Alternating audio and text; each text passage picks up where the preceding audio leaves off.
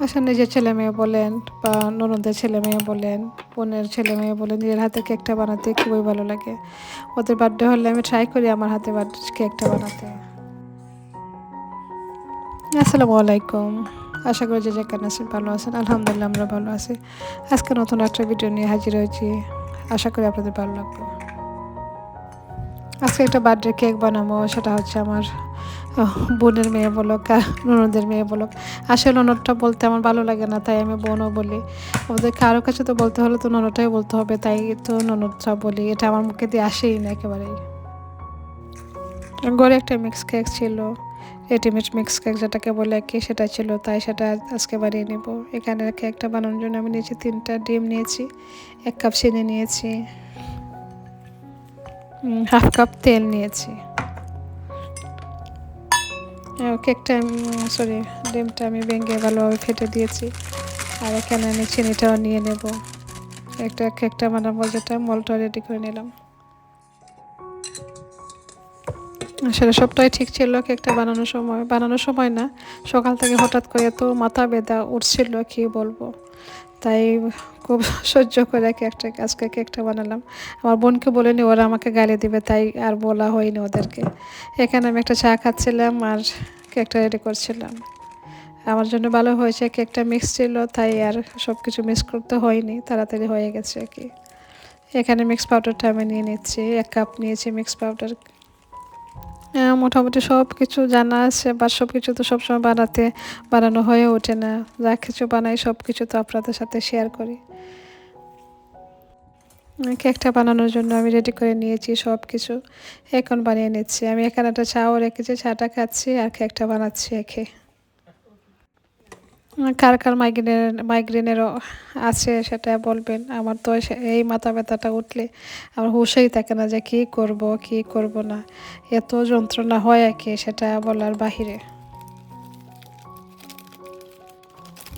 যাক, সব কিছু তো আপনাদের সাথে শেয়ার করি, তাই আমার মাথা ব্যথাটার কোথাও শেয়ার করলাম। কেউ বোরিং ফিল করবে না, কারণ আপনাদের কাছে বলতে ভালোই লাগে।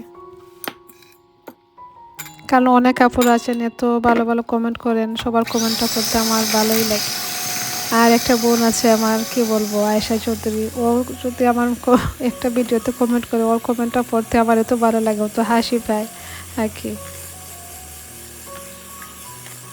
আর ওর চ্যানেলের নামটা আমি অন্য একটা স্ক্রিনশট দিয়ে দেবো, আপনাদেরকে দেখিয়ে দেবো। তো এত ভালো ভালো কমেন্ট করে কি। আর প্রতি কমেন্টেই বলবো, আপু তুমি প্রতিদিন ট্রাই করো ভিডিও দিতে। বোন, আমি যে কীভাবে একটা ভিডিও দেই সেটা আমি জানি।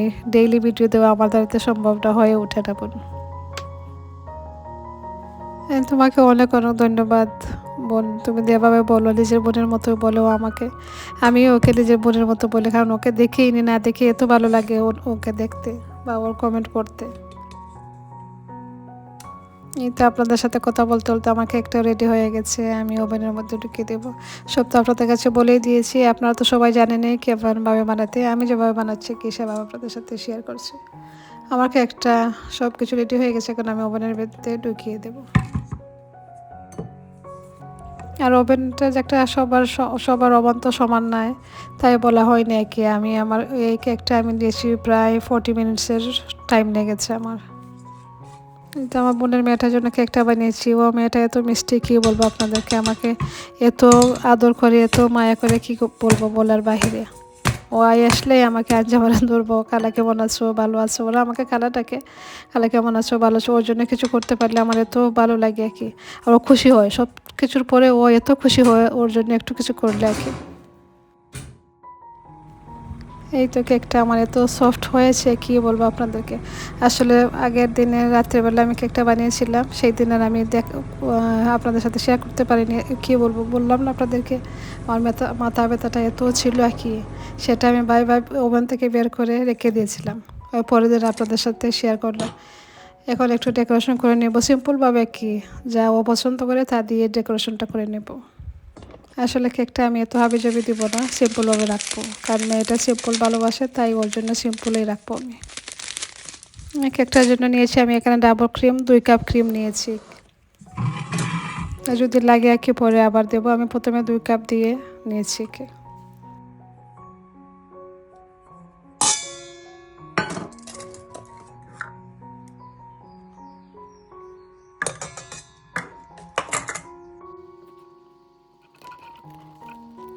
এই দেখেন আমি ভিডিও করতে ভুলে গিয়েছি, একটা পার্ট দিয়ে আমি ক্রিম দিয়ে সাজিয়ে নিয়েছি। এখন এটাতে দেবো। আমি তো প্রথমে ভাবছিলাম আমার ফোনটা মনে হয় অন করা আছে, বাট পরে দেখি না ফোনটা আমার অফ করা, ফোন আমি আর অন করিনি, পরে হঠাৎ করে আবার অন করে নিলাম। কাজের তো প্রেশার থাকে, মনেই থাকে না কী করছি কী করছি না। আমার কাছে তাড়াতাড়ি ছিল, কারণ ফ্রাইডে ছিল। ফ্রাইডে তো সবাই জানেন আমাদের এখানে খাওয়ার সময় সবাই একসাথে চলে আসেন, তাই ওরা দেখি আসতেছে আর আমি তাড়াতাড়ি করে কেকটা রেডি করেছি। ভাবছি ওরা আসার আগে আমি কেকটা যেন রেডি করে নিই, তাই খুব তাড়াতাড়ি করে কেকটাকে রেডি করছি। কারণ ভালো লাগে না আমাদের ঘরে বেটা মানুষ সবাই যখন আসেন বলবেন এটা কেন বানিয়েছো, এটা কেন বানিয়েছো, কার জন্য বানিয়েছো। কারণ আমি তো বলতে চাচ্ছি না, আমি চাচ্ছি ওনাকে সারপ্রাইজ দেবো আমার মেয়েটাকে। ও সারপ্রাইজটা পেলে খুশি হবে, তাই আমি কাউকে বলতে চাচ্ছি না। যদি আমার শাশুড়িকে বলি, উনি তো বলেই দিবেন হাসি হাসি করে তোমার জন্য কেক বানিয়েছে তোমার খালা, তাই ওনাকে বলি না, কাউকে বলা হয়নি আর কি। এই তো কেকটার ফাইনাল লুক। আপনাদের কেমন হয়েছে জানাতে ভুলবেন না। যেভাবেই হোক যেমন হোক খেতে দারুণ হয়েছিল, সেটাই বড় কথা। আর ওর জন্য যখন সব কিছু বানিয়েছি ও তো খুশি হয়েছিল দেখে, আমার এত ভালো লেগেছিল। আসলে কষ্ট কিছুই না, যদি ছেলে মেয়ে খুশি থাকে সেটাই আমার কাছে অনেক বড় এক পাওয়া। একটু চেষ্টা করি আর কি সবাইকে খুশি রাখতে। তো ভিডিওটা দেখতে শেষ পর্যন্ত চলে এসেছি। আজকের মতো এই পর্যন্তই। সবাই ভালো থাকবেন, সুস্থ থাকবেন। আগামী ভিডিও দেখার মতো জানিয়ে আজকের মতো এখানে বিদায় নিচ্ছি। আল্লাহ হাফিজ। এই তো সপ্তাহে রেডি করে নিচ্ছি। আসসালামু আলাইকুম।